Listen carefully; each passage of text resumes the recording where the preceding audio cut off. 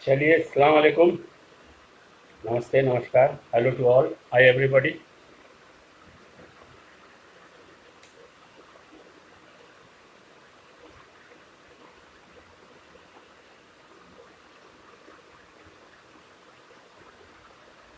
आज का टॉपिक है इम्परफेक्शन इन सॉलिड्स। वो इंटरस्टिशियल साइड, इंटरस्टिशियल वॉइड हमने पढ़ा दिया।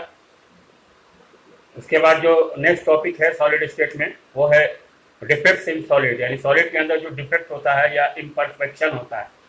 आज सिर्फ मैं सॉलिड के इम्परफेक्शन की बात करूंगा, ठीक है। कल बताऊंगा कितने तरह का डिफेक्ट है और बारी बारी से तमाम इम्परफेक्शन को, डिफेक्ट को डिस्कस करूंगा। आज जिस टॉपिक को मैं डिस्कस करूंगा वो सिर्फ लिमिटेड रहेगा सॉलिड के इम्परफेक्शन पर, क्योंकि अगर सॉलिड के इम्परफेक्शन का रीजन, कंसेप्ट अगर आपको मिल जाता है तो फिर आगे जितना तरह का डिफेक्ट पढ़ना है उसमें किसी को कोई दिक्कत, कोई प्रॉब्लम नहीं होगा, ठीक है ना। तो डिफेक्ट सॉलिड में, इम्परफेक्शन और सॉलिड में डिफेक्ट, बस इसी तक महदूद रहूंगा। आज मैं सिर्फ इम्परफेक्शन इन सॉलिड्स पर मैं कम से कम 15-20 मिनट इस पर डिस्कशन करूंगा, ठीक है। और सॉलिड के अंदर जितने तरह का अलग अलग टाइप का डिफेक्ट है वो तमाम डिफेक्ट को बारी बारी से हम लोग डिस्कस करेंगे, ठीक है ना। और आपका नीट 2019 में सॉलिड के डिफेक्ट से ही क्वेश्चन पूछा था। मेरा ख्याल है कि फ्रेंकेल डिफेक्ट से पूछा था, ठीक है ना, कि किसमें डेंसिटी घटती है, कौन से डिफेक्ट में क्रिस्टल की डेंसिटी घटती है। ये क्वेश्चन पुटअप किया गया था नीट मेडिकल के 2019 के क्वेश्चन में। तो डिफेक्ट का इंपॉर्टेंस है ना। तो डिफेक्ट कितने टाइप का होता है उसको एक मरतबा सरसरी, अच्छा वो ग्रुप में मिरर क्लासेस के नाम से जो ग्रुप आप लोगों ने बनाया है उसमें मैंने डाल दिया है तमाम मटेरियल।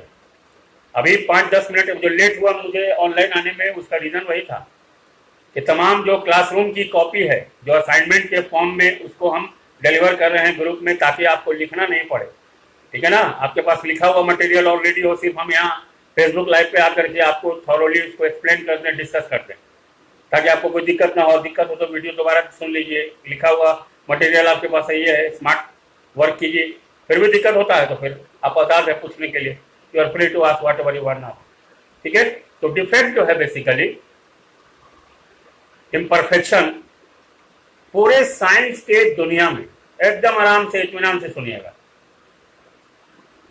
पूरे एंटायर साइंस के दुनिया में, यानी साइंटिफिक एरिना में, पूरे एंटायर साइंस के दुनिया में, यानी साइंटिफिक एरिना में, ठीक है ना, पूरे एंटायर साइंस के दुनिया में कोई भी डिफेक्ट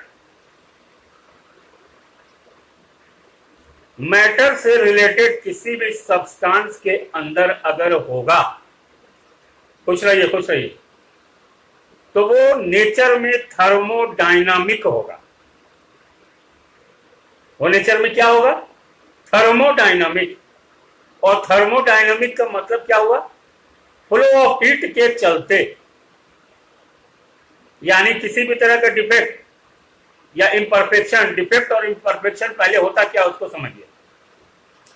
अगर आप जानते हैं कि सॉलिड सब्सटेंस एक क्लोज पैक्ड स्ट्रक्चर है, तमाम पार्टिकल किसी सॉलिड सब्सटेंस के कॉन्स्टिट्यूएंट पार्टिकल्स के दरमियान बीच में इंटरमोलिकुलर डिस्टेंस क्या है? ऑलमोस्ट नगण्य है, नेग्लिजिबल है। और अगर किसी सॉलिड सब्सटेंस में तमाम क्रिस्टल के अंदर तमाम यूनिट सेल 3 डायमेंशनल मैनर में, रेगुलर या ऑर्डर्ड मैनर में अगर अरेंज हैं, सजे हुए हैं, तो उसके अंदर कोई डिफेक्ट नहीं है। लेकिन अगर इस पॉसिबल अरेंजमेंट में, इस संभावित सजावट में अगर किसी भी तरह का डिफॉर्मेशन,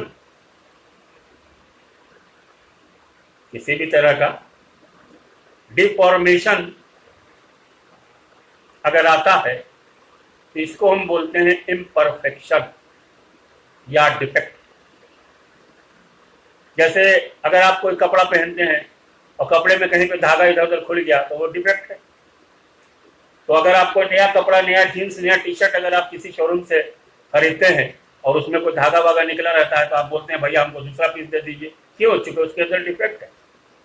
और अगर कहीं से कोई प्रॉब्लम नहीं है ना, डिफेक्ट नहीं है, तो वो सब क्या है? परफेक्ट है, आप खरीद लेते हैं।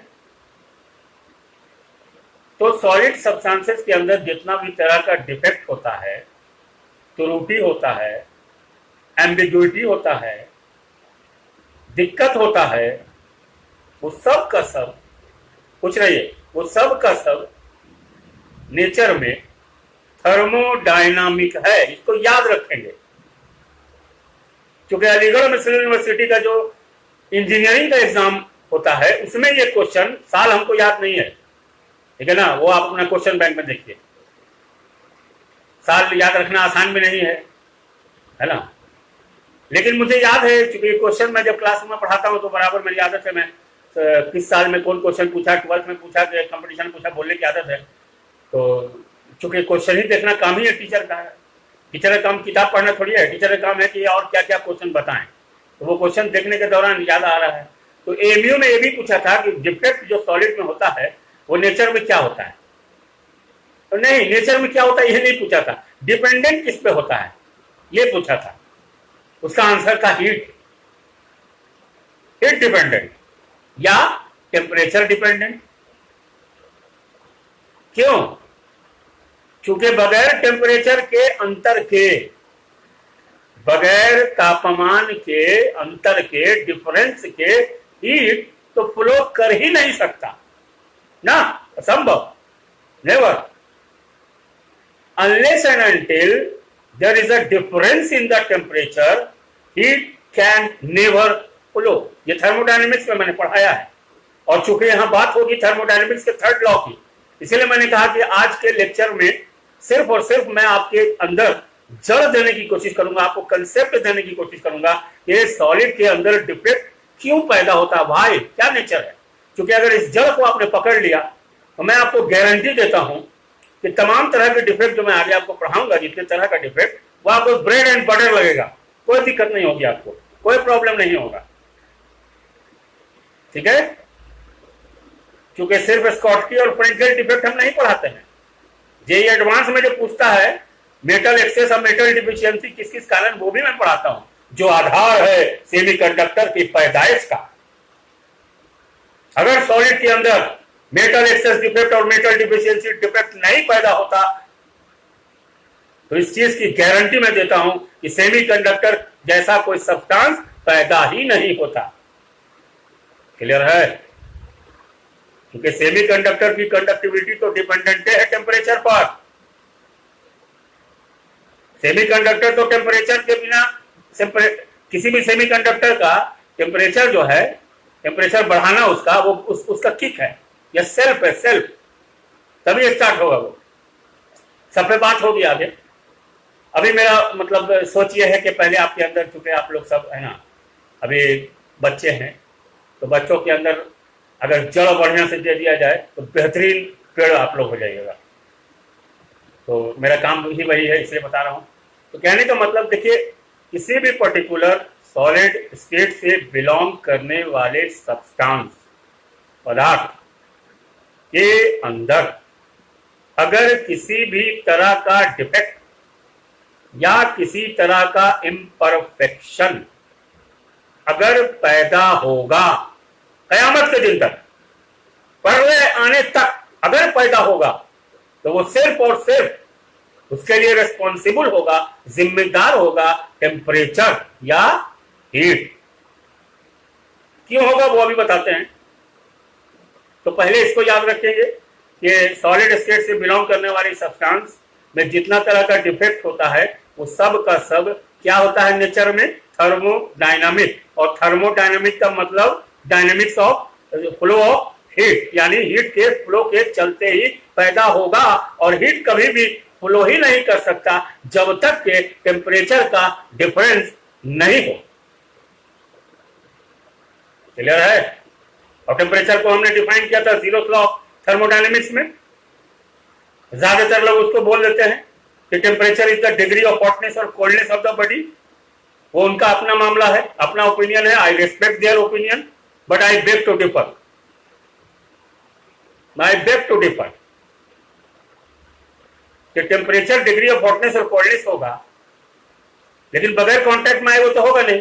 थर्मोडायनेमिक्स तो सारा खेल ही है कांटेक्ट का, सारा खेल है कांटेक्ट का। अगर डिग्री ऑफ हॉटनेस और कोल्डनेस होगा किसी बॉडी का, अगर टेम्परेचर को हम इस तरह से डिफाइन करें कि वो डिग्री ऑफ हॉटनेस या कोल्डनेस है, तब तो डॉक्टर जो है अपने क्लिनिक में अगर कोई फीवर का जांच करना होगा, तब तो डॉक्टर देखिए के साथ बोल देगा अरे गर्म है उसका माथा, भेजो उसको।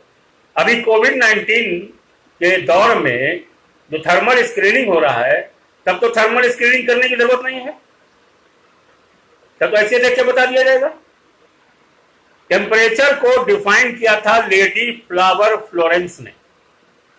आपके 11th-12th के दायरे में दो लेडी साइंटिस्ट पढ़ना है आपको, एक है लेडी फ्लावर फ्लोरेंस और दूसरी लेडी है लेडी नर्स।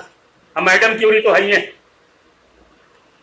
तो लेडी फ्लावर फ्लोरेंस ने जीरो ऑफ थर्मोडायनेमिक्स में कहा कि भाई अगर एक सिस्टम है एक्स, दूसरे सिस्टम वाई के साथ अगर बराबर टेम्परेचर पे है, और वाई जो है सिस्टम जेड सिस्टम के साथ अगर बराबर टेम्परेचर पे है, तो तीनों बराबर टेम्परेचर पे है।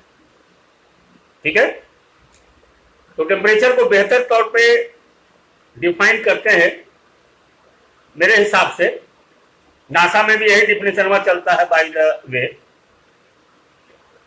या रियल साइंस में।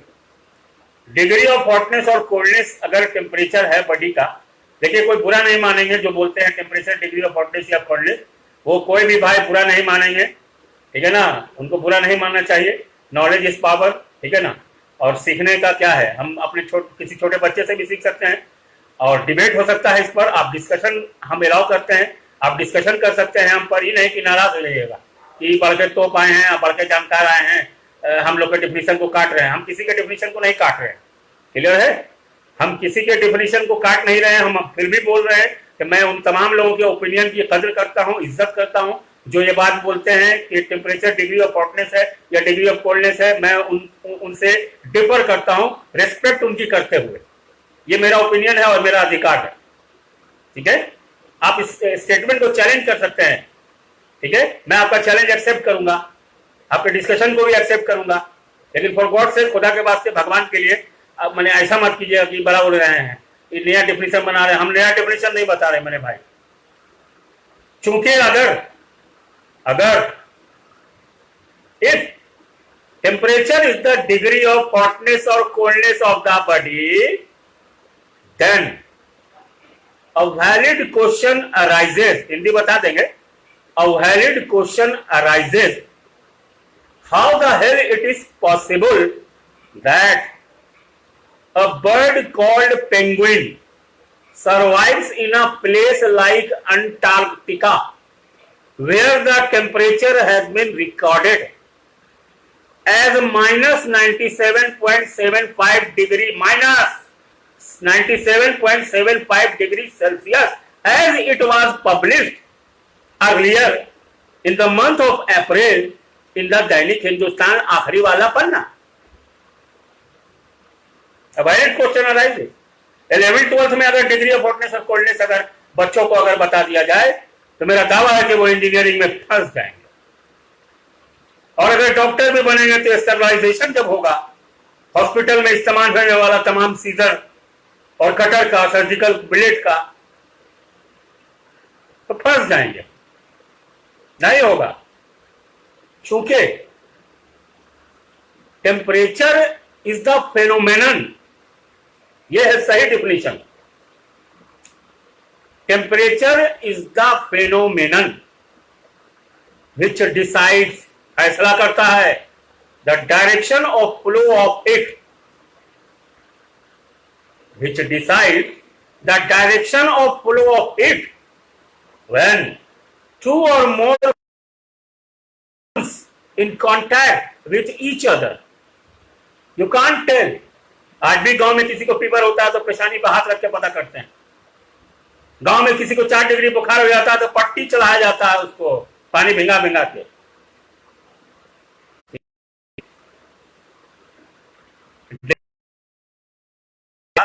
तो मेरे अपार्टमेंट में एक डॉक्टर हैं, सऊदिया रिटर्न, जबान को फीवर हो गया पिछले साल लू में, गल्फ में तो बर्फ के सिल्ली पे लेटा दिया जाता है, तो फिर ऐसे ही डॉक्टर बनिएगा। कंसेप्ट आप किसी को मलेरिया में जाड़ा देके बुखार आएगा तो उसको चूल्हा में कुचल दीजिएगा, नहीं? जब है यार, कहने का तात्पर्य है कि जो लोग भी टेम्परेचर, डिग्री ऑफ कोल्डनेस और हॉटनेस बोलते हैं, हम लोग को 11th-12th में किसी ने बताया था तो बाद में ज्ञान मिला। तो ज्ञान ये मिला कि टेम्परेचर का डेफिनेशन किसने दिया? लेडी फ्लावर फ्लोरेंस ने अपने 0th लॉ ऑफ थर्मोडायनेमिक्स में, जो स्पष्ट कहा जाता है कि टेम्परेचर वो फेनोमेनन है जो डायरेक्शन बताता है किसका? फ्लो ऑफ हीट का। कब? जब दो या दो से ज्यादा बॉडी एक दूसरे से कांटेक्ट में आता है। आप किसी से हैंड शेक करते हैं, तब अगर उसका हाथ गर्म होता है तो बोलते हैं कि आपका हाथ बहुत गर्म है।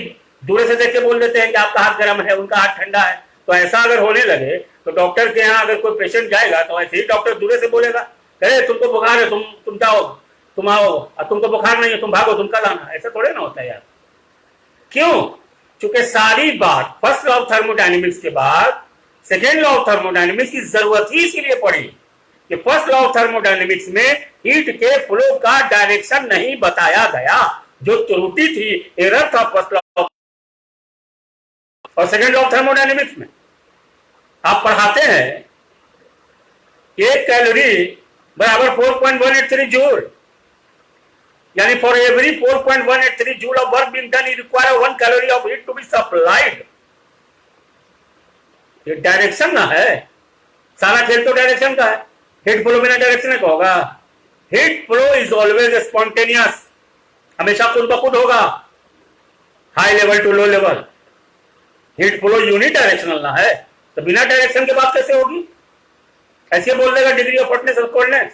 आई beg to differ with all the due respect, with all the due respect, I respect each and every person who belongs to the same fraternity. लेकिन मेरा मानना है कि बच्चों के अंदर कंसेप्ट नहीं मिलेगा इससे।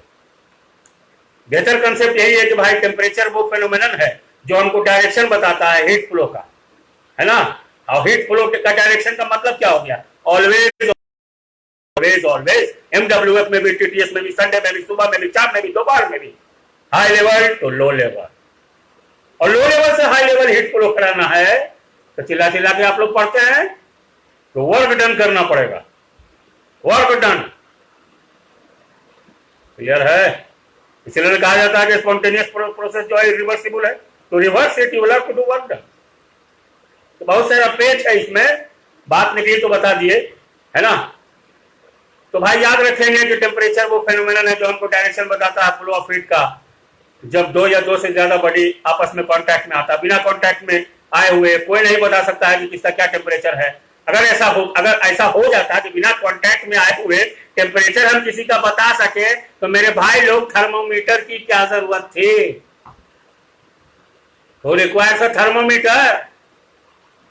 You can't tell unless and until you are going to be in contact with another body।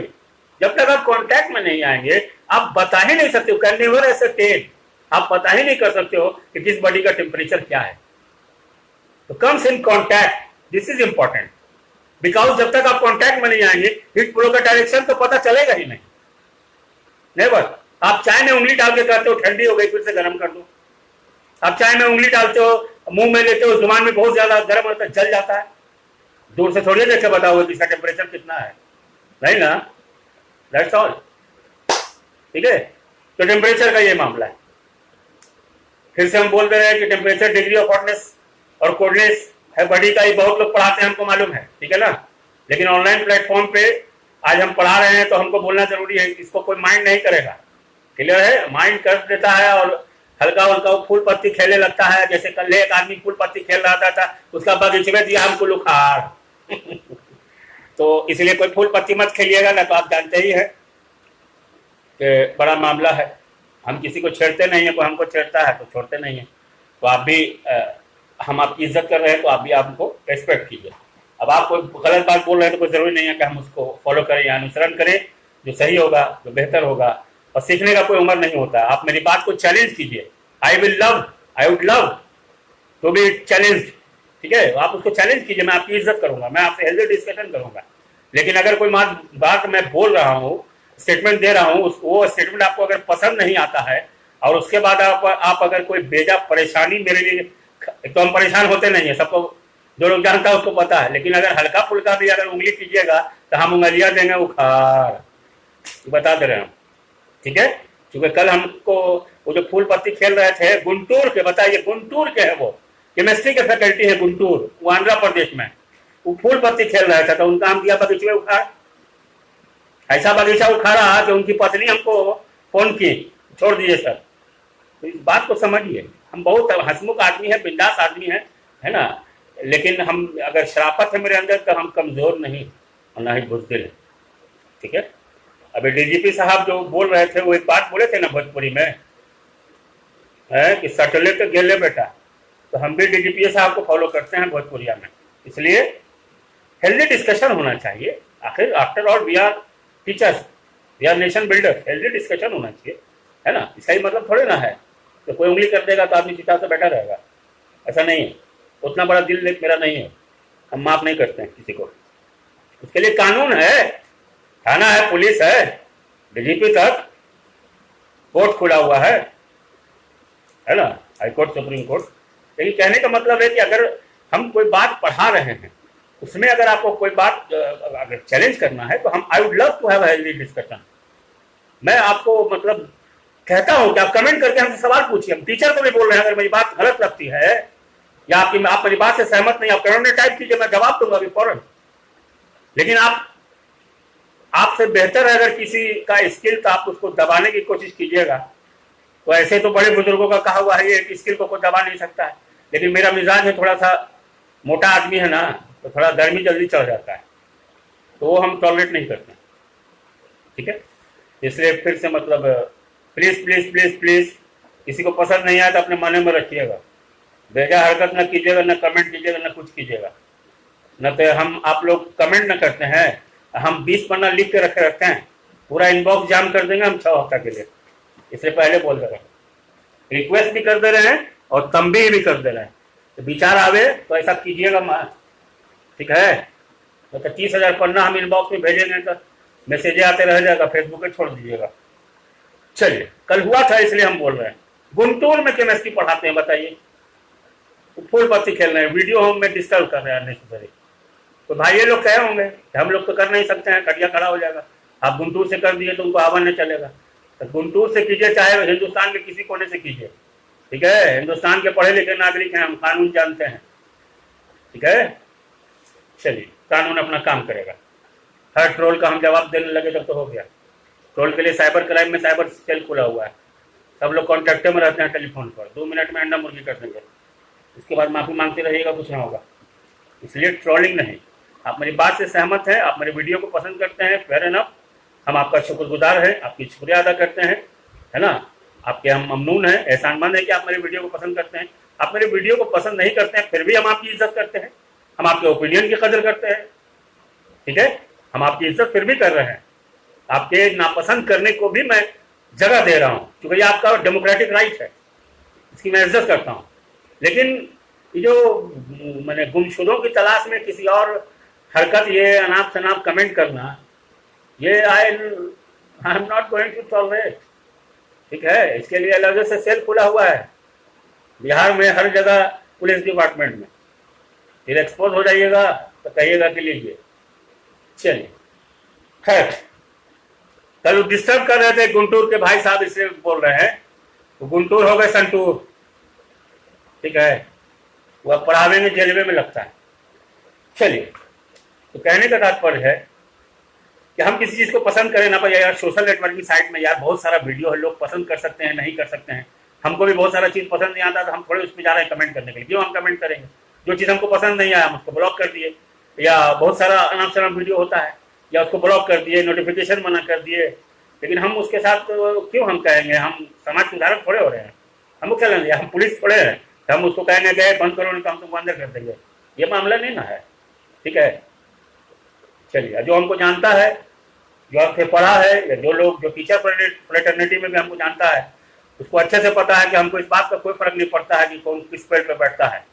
ठीक है। हमको अगर छेड़ेगा तो हम आखिरी दम तक, ठीक है, चूंकि मेरा उसूल है कि दोस्त और दुश्मन का पीछा हम कब्र तक नहीं छोड़ते, दोस्त और दुश्मन का पीछा हम कब्र तक नहीं छोड़ते, ठीक है। और जब लड़ने पे आ जाते हैं तो हम ये नहीं देखते हैं कि सामने वाला कौन है, क्योंकि हम कानून से लड़ते हैं, ठीक है, लीगल दायरे में, डेमोक्रेटिक सेटअप है, ऑलरेडी हमारा कॉन्स्टिट्यूशन हमको अधिकार देता है, ठीक है।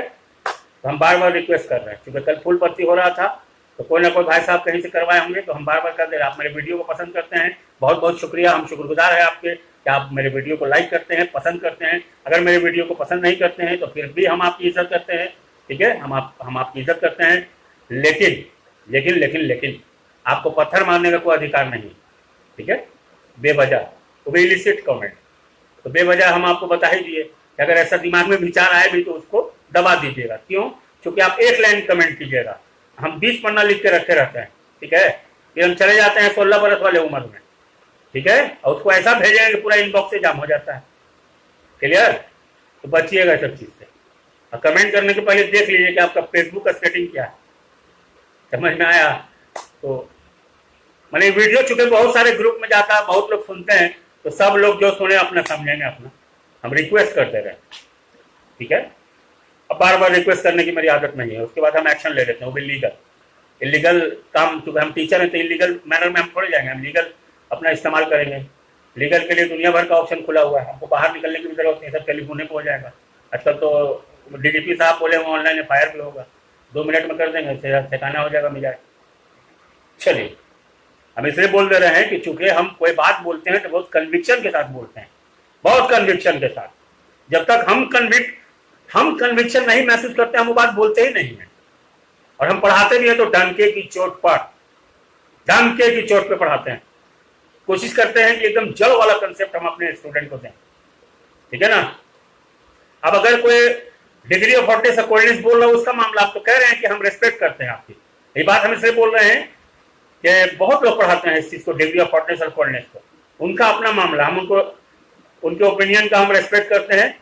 और हमसे स्टूडेंट पूछता भी है तो हम बोल देते हैं कि हम उस पर कोई कमेंट नहीं करेंगे, लेकिन टेम्परेचर का डिफिनेशन ये है, टेम्परेचर को डिफाइन करते हैं कि जब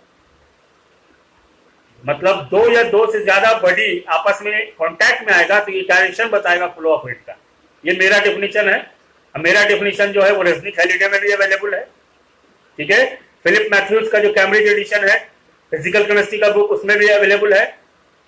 राकेश प्रदीप हमने पढ़ते हैं ना, 11th में पढ़े थे ना, आज हम किसी को पढ़ाते हैं, क्लियर है ना। तो वो जो सही डेफिनेशन है, ठीक है ना। क्योंकि डिग्री ऑफ हॉटनेस और कोल्डनेस को जब आप टाइप करेंगे गूगल पर तो आपको बहुत सारा BMJ का, ब्रिटिश जर्नल का, बहुत जगह आपको मिलेगा कि then how the hell it is possible that a bird called penguin survives in a place like Antarctica where the temperature has been recorded as -97.75 degrees Celsius, and actually it has been published in the newspaper Dainik Hindustan recently in the month of April. Why don't you go and have the access of those things? Try to develop skills. दुनिया में सारा मामला skill का है। अगर हम अपने बच्चों को, अपने स्टूडेंट को अगर हम कोई इन्फॉर्मेशन दे रहे हैं, कोई जानकारी दे रहे हैं, respective of the board, CBSE board, Bihar board, और आपका क्या है वो ICSE board, Delhi board, America board, कोई बोर्ड, जब हमको स्टेटमेंट देंगे हम क्लासरूम के अंदर या ऑनलाइन क्लास में, मेरा मानना है कि उस इंफॉर्मेशन को हम चेक करके लेटेस्ट देंगे, एकदम टिल डेट देंगे। अगर हम अभी कोई थर्मोडायनेमिक डिफेक्ट पर अगर अभी कोई बात बोल रहे हैं, यानी अभी जो वक्त हो रहा है, इस वक्त तक का लेटेस्ट जानकारी देंगे, उससे उसको एम्पावरमेंट महसूस होगा, ठीक है। क्योंकि स्टूडेंट को एम्पावर करने के लिए जरूरी है, और साइंस में सारा खेल है साइंटिफिक टेम्परामेंट का, एम्पावरमेंट का, मेरा मानना है। एक टॉपिक देखो बहुत इंपॉर्टेंट है, बहुत मजेदार टॉपिक है ये, थर्मोडायनेमिक डिफेक्ट्स इन सॉलिड्स वाला, ठीक है ना, बहुत इंपॉर्टेंट है। इसमें जहां कोई दिक्कत हो फौरन पूछो, ठीक है। चलिए तो बात करते हैं। अब देखिए आपका सिलेबस बचा क्या है, डिफेक्ट पढ़िएगा सॉलिड में, ठीक है। डिफेक्ट जो है 2 टाइप का होता है, एक होता है, सब कॉपी में भेज चुके हैं पर रफली बोल देते हैं, एक होता है इलेक्ट्रॉनिक डिफेक्ट, दूसरा होता है पॉइंट डिफेक्ट या एटॉमिक डिफेक्ट या लाइन डिफेक्ट, ठीक है। इलेक्ट्रॉनिक डिफेक्ट थोड़ा सा पढ़ के निकल जाएगा। अब उसके बाद चूंकि इलेक्ट्रॉनिक डिफेक्ट खाली कोवैलेंट क्रिस्टल में मतलब पाया जाता है, फिर पढ़िएगा एटॉमिक डिफेक्ट या पॉइंट डिफेक्ट, वो होता है 2 तरह का, एक स्टोइकियोमेट्रिक डिफेक्ट, दूसरा non stoichiometric defect. Stoichiometric defect दो तरह का होता है, स्कॉटकी डिफेक्ट और Frenkel defect. Non stoichiometric defect दो तरह का होता है, मेटल एक्सेस डिफेक्ट या metal deficiency defect. Metal deficiency defect भी दो तरह का होता है, मेटल एक्सेस डिफेक्ट भी दो तरह का होता है, वो सब बताएंगे डिटेल में, ठीक है। तो इलेक्ट्रॉनिक इम्परफेक्शन सॉलिड्स में जितना भी होता है वो सब टेम्परेचर डिपेंडेंट होता है, टेम्परेचर पर निर्भर करता है, क्लियर है।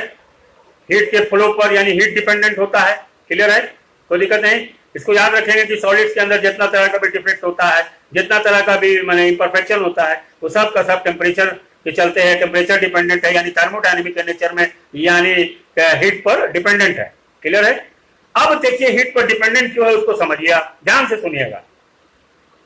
स्टेट्स ऑफ मैटर में सॉरी थर्मोडायनेमिक्स में लास्ट टॉपिक हमने पढ़ाया था थर्ड लॉ ऑफ थर्मोडायनेमिक्स, जिसको दिया लेडिनस ने। थर्ड लॉ ऑफ थर्मोडायनेमिक्स में हमने क्या बताया कि एब्सोल्यूट जीरो टेम्परेचर पर, एब्सोल्यूट टेम्परेचर पर, और एब्सोल्यूट टेम्परेचर मतलब 0 केल्विन। एब्सोल्यूट टेम्परेचर पर देखिए कितना मैंने इंटरकनेक्टेड कंसेप्ट, एकदम दिमाग क्लियर हो जाएगा। थर्ड लॉ ऑफ थर्मोडायनेमिक्स जो लेडी नर्स ने दिया उनके मुताबिक कि एब्सोल्यूट जीरो टेम्परेचर पर यानी 0 केल्विन टेम्परेचर पर किसी भी perfect crystalline solid substance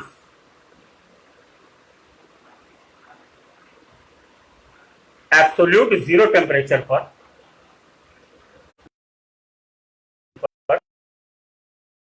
perfect crystalline solid substance के अंदर एंट्रोपी या रैंडमनेस या डिसऑर्डरनेस का मैग्नीट्यूड 0 होता है,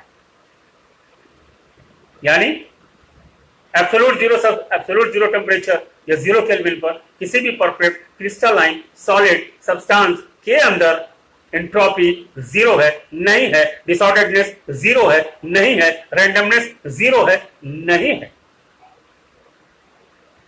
और आप जानते हैं कि एब्सोल्यूट जीरो टेम्परेचर अचीव करना इम्पॉसिबल है।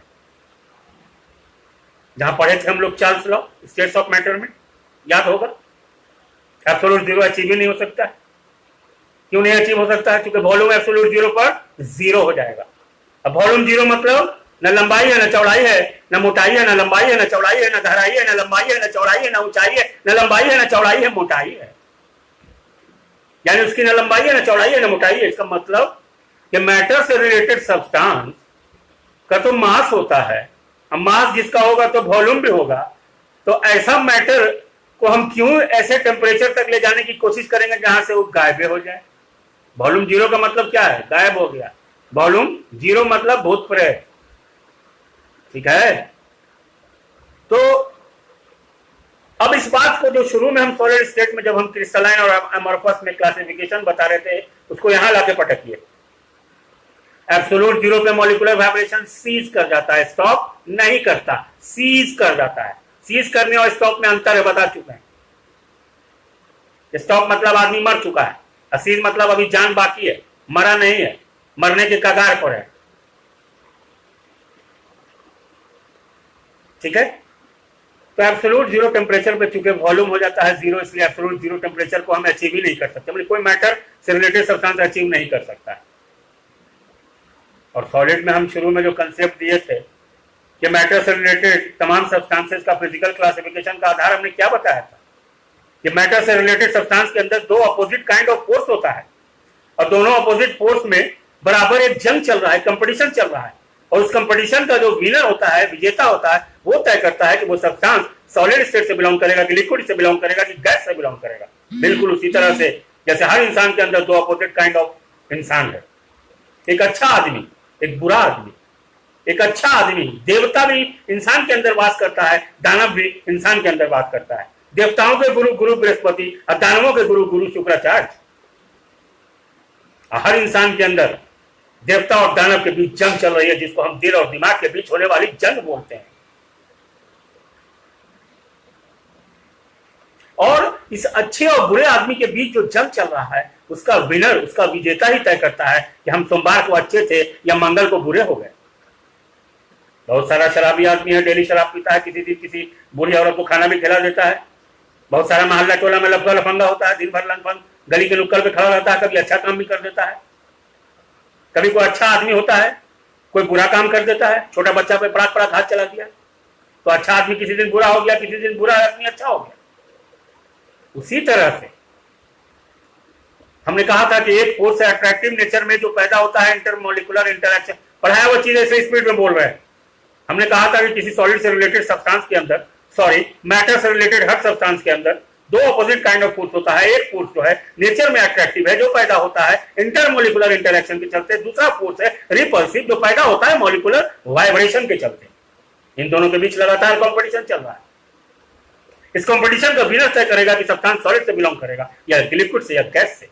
पहला सिनेरियो हमने कहा था कि अगर इंटरमोलिकुलर फोर्सेज ऑफ अट्रैक्शन का magnitude much much much much greater than होगा रिपल्सिव फोर्सेस से, जो पैदा होता है मॉलिकुलर वाइब्रेशन के चलते, then only the substance will belong to solid state. इसको एग्जांपल में हमने दिया था कि अगर तुम अपनी माँ के साथ बाजार में हो, अब भूकंप आ गया 8:30 का, तो भूकंप है बहुत भयानक रिपल्सिव फोर्स, लेकिन उससे कहीं ज्यादा अट्रैक्टिव फोर्स तुम्हारी माँ के साथ है, तो तुम अपनी माँ के साथ डिस्टेंस नहीं बढ़ाओगे, फिर भी तुम एक साथ रहोगे। आज तो मदर्स डे है, तमाम माओ को मेरा सलाम। ये तो सच है कि भगवान है धरती को रूप माँ बाप का, इस विधाता की पहचान। सब लोग अपने अपने माँ का ख्याल रखते। माँ के पैरों में जन्नत है, माँ से बढ़ के कुछ नहीं। भगवान को कोई देखा नहीं है दुनिया में, माँ से बढ़ के कुछ नहीं, माँ से प्यारा कोई नहीं। माँ ही एक वो रिश्ता है जिस रिश्ते में कभी मिलावट नहीं आएगा, इसकी गारंटी हम देते हैं। ऊपर वाला तो दे ही चुका है, ठीक है। माँ ही वो एक ऐसा रिश्ता है जिसमें कभी मिलावट नहीं होगा। माँ ही वो शख्सियत है जो तुमसे बिना किसी उम्मीद के बेपनाह मोहब्बत करती है, ठीक है। माँ ही वो रिश्ता है जिसमें तुम कितने 100% तुम गंजेड़ी मंगेड़ी भी हो जाओगे, फिर भी माँ ही तुम्हारा माथा चूमेगी। तो माँ बहुत बड़ी शख्सियत है। चलिए, माँ का नाम आया तो थोड़ा सा, क्योंकि मेरी माँ है नहीं, है ना।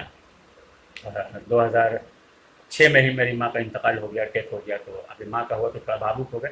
खैर चलिए टॉपिक पे आते हैं। तो कहने का मतलब, जिन भाई लोगों की माँ है वो उनका ध्यान रखें, उनसे दुआ लें। माँ के पैरों में जन्नत है, माँ से बढ़ के कुछ नहीं। अपनी माँ का ध्यान रखें, अच्छे से रहें। तमाम माँओं के लिए मैं दुआ करता हूँ कि तमाम लोगों के ऊपर उनके माँओं का साया बना रहे, ठीक है। चलिए, तो कहने का मतलब है मेरे भाई कि सॉलिड सब्सटेंस, हाँ तो बता ही दिया कि सॉलिड क्या हो गया। अब क्रिस्टलाइन और अमorphous के बीच जो क्लासिफिकेशन हमने बताया था, उसमें क्या हमने कहा कि अगर किसी सॉलिड सब्सटेंस के इंडिविजुअल कॉन्स्टिट्यूएंट पार्टिकल का अरेंजमेंट का पैटर्न अगर रेगुलर रहेगा, ऑर्डर्ड रहेगा, तो वही ना है क्रिस्टलाइन सॉलिड सब्सटेंस। अमorphous में डिसऑर्डर्ड है। अब आओ क्रिस्टलाइन सॉलिड के डेफिनेशन पर। अब तीनों बात को मिलाओ। पहला बात, लेडिनस ने कहा कि परफेक्ट क्रिस्टलाइन सॉलिड सब्सटेंस के अंदर एंट्रोपी का मैग्नीट्यूड 0 है। किस टेम्परेचर पे? एब्सोल्यूट 0 पर, ठीक है। और मॉलिक्यूल है। इस कंसेप्ट को तो हम भेजा में बार बार घुसाते चले आ रहे हैं कि सारा कसूर है मॉलिक्यूलर वाइब्रेशन का। ना ही मॉलिक्यूलर वाइब्रेशन टेम्परेचर पर डिपेंड करता और ना ही सॉलिड लिक्विड गैस का खेला होते रहता, प्लाज्मा का खेल होते रहता, ठीक है। लोग इतना पढ़ करके इतराता है कि सॉलिड लिक्विड गैस हम बहुत जानते हैं, भयानक जानकारी मेरे अंदर भरा हुआ है, सबका भरम हम तोड़ देते हैं। अभी 99.99999999 पर रिकरिंग लगा हुआ है। रिकरिंग 99.9 पर रिकरिंग परसेंटेज पूरे यूनिवर्स का हिस्सा प्लाज्मा स्टेट में है। क्या जानते हैं हम लोग? घंटा जानते हैं। और उसी में थोड़ा सा कोई फिजिक्स पढ़ा रहे हैं, कोई केमिस्ट्री पढ़ा रहे हैं, कोई मैथ पढ़ा रहे हैं, तो समझ रहे हैं कि हम मतलब भारत के प्रधानमंत्री हो गए। बहुत कम जानते हैं हम लोग। स्किल डेवलप करने की जरूरत है, जानकारी लेने की जरूरत है, ठीक है। 99.999% हिस्सा किसमें भाई? प्लाज्मा स्टेट में, जिसके बारे में हम लोग घंटा जानते हैं, कुछ नहीं जानते हैं, नथिंग, कुछ नहीं। और 0.0000000 पर निकलिंग लगा हुआ है और 1% हिस्सा सॉलिड लिक्विड गैस में पड़ के हम लोग छुदर बुदर कर रहे हैं। तो भयानक जानकार है हम लोग।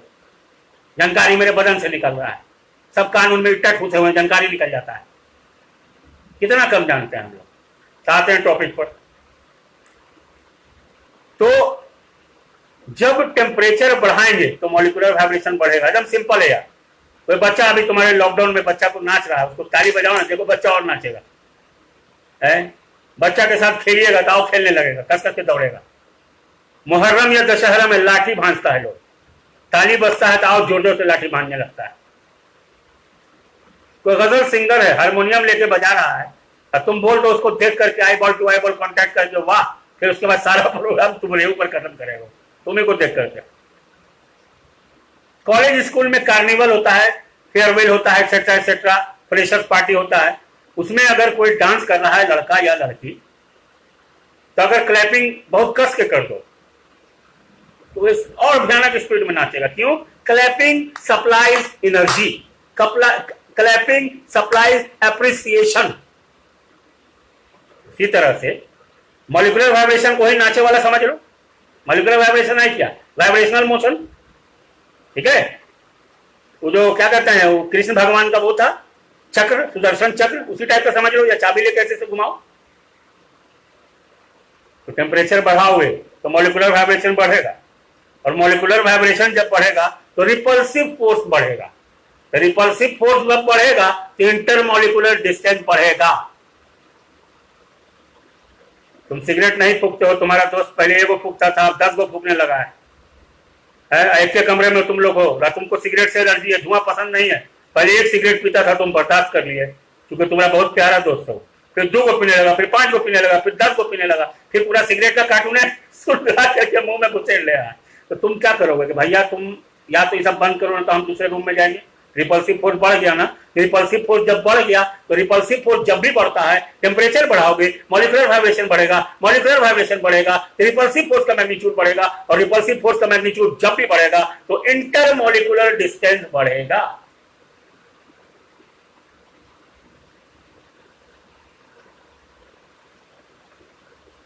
इसीलिए विवाद होता है, शराबी पति शराबी रहता है तो पत्नी जो है झंझट करती है, यही कारण है, रिपल्सिव फोर्स बढ़ गया।